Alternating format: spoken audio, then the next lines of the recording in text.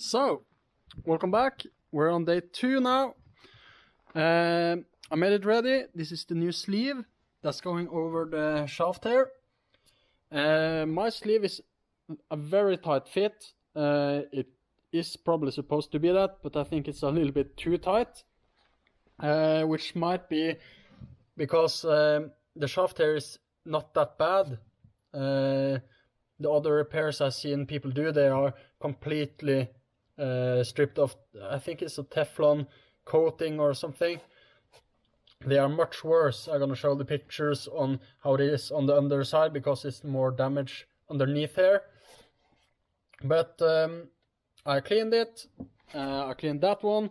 I'm gonna put on the it's a Loctite that you put inside and then you push that in. So I'm gonna try to do that. I got a hammer here because I need to hit it a little bit, and some sockets to help me get it even. But I think that's gonna be all I have to do now. Then I'm gonna let it sit for a while so it the glue can do its job, and I think we're good to go. So I didn't film this install of this because it was so hard. We ended up making like a sleeve for the sleeve, which was in here, so it fits right over, and we could put a socket and extensions, and I could stand behind and hit it. So I hope all the bearings in the engine isn't taking any damage, because we had to hit quite hard just to get it to move at all, and we used quite a lot of time getting it on.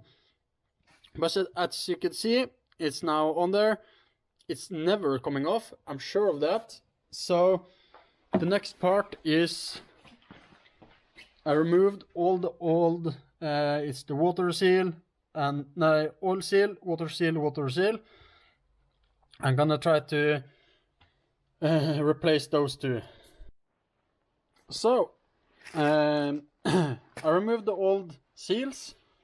I have the new ones here. Have to put them in there. Gonna put some oil inside of there just to make sure it gets on the right way. There should not be any more to it than just putting it on. I have a new gasket here and putting that one back on, and then we're ready for the drive shaft or the impeller shaft. So I'm gonna put on some new seals and see how it goes. So we're all done, ready for installation. I missed that. And with the bolts, put on there. We now have the cover on. I need to tighten the nuts all around, but I'm hoping that I didn't fuck up some of the seals. I heard some people that breaks the seals or they fault a little bit wrong when they enter. I'm hoping I haven't done that. You can't really tell. But you just have to guess and hope for the best. But it was easy to install. I put some oil on it, which I hope helps it. So I'm just gonna tighten it, and then I'm ready to install the part that's over here, and then you put the shaft in here, and the clamps over. So I just need to tighten it first. We put it back together. You can see here, maybe it's now in there. I just have to mount this and everything in the aft and put the exhaust on, and we're actually done with it. The install has been going quite smooth, so I think this is gonna be good. I really hope that this is the only problem with the leaking. So I got it on, screwed it all back in. Now it's the IBR or the bucket for the reverse, neutral and forward. So it's just connecting here and on each side, and then we are ready for the exhaust. So I was assembling my Skidoo Spark, and I noticed this one is connected here. Goes from where your drain is and goes out the back and just out which I think this is a device when you move forward. If you have a pipe with the water flowing out of it, it will help suck up more water that goes out, which means if you have a small leak in your Spark or in your boat, using a device like this will make suction and suck up water while you're still driving. And then if you have it just laying still, it will not suck up more water. It will not do anything, but when you're moving, it will help suck up out water in the hole. This had this bit completely clogged with, I threw it away, but you can see all the black hair. If I can focus, all the black hair was inside the pipe, which means it was completely blocked off.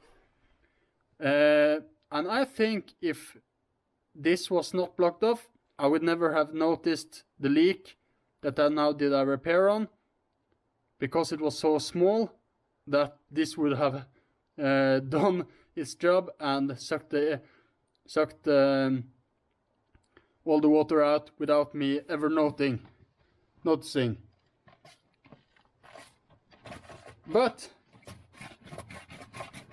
it doesn't really matter. Now we fixed it, but this can be a way to avoid. So you can see I got it all back together. I just put the top on so I can look at the modification I've done with the engine running.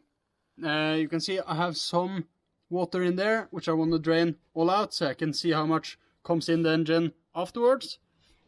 But this is gonna be first start. I think the battery voltage is a little bit low, but it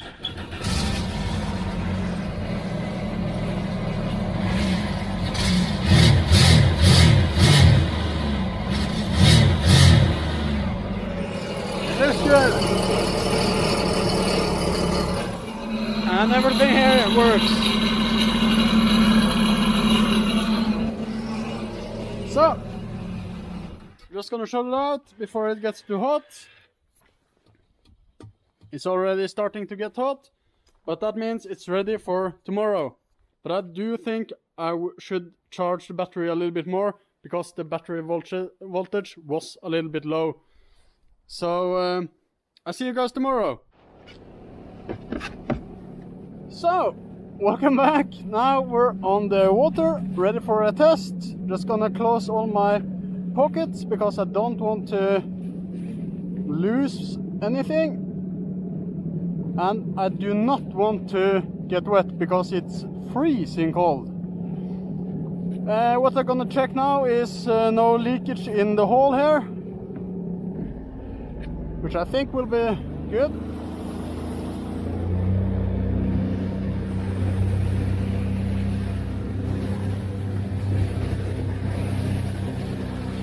You can get some temp up on the engine first.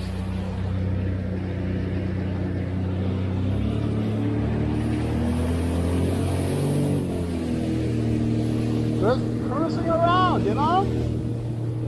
Look at this!